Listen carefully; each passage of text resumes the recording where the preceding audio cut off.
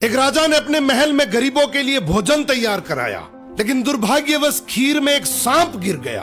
किसी को भी इसका पता नहीं चला और वो खीर गरीबों में परोस दी गई और इसे खाने से सभी गरीबों की मृत्यु हो गई।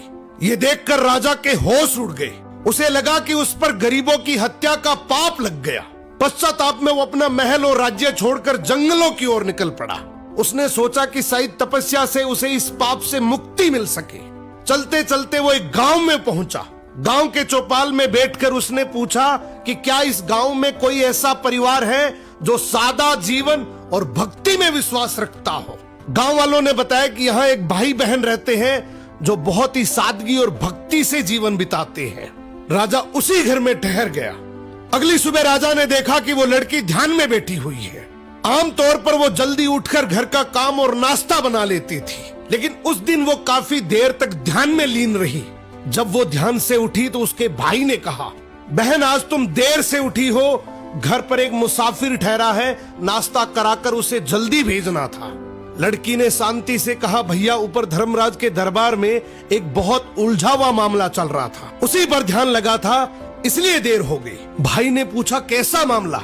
लड़की बोली, एक राजा ने गरीबों के लिए भोजन बनवाया था, लेकिन दुर्भाग्यवश खीर में सांप गिर गया और वही खीर खाने से सभी गरीबों की मृत्यु हो गई।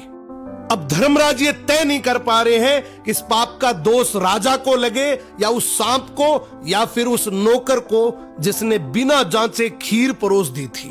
राजा ने प्रार्थना की, क्या मैं एक रात और यहाँ रुक सकता हूँ? भाई बहन ने अनुमति दे दी।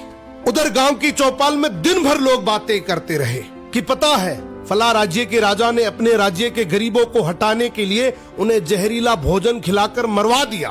बिना सच जाने लोग निंदा करते रहे।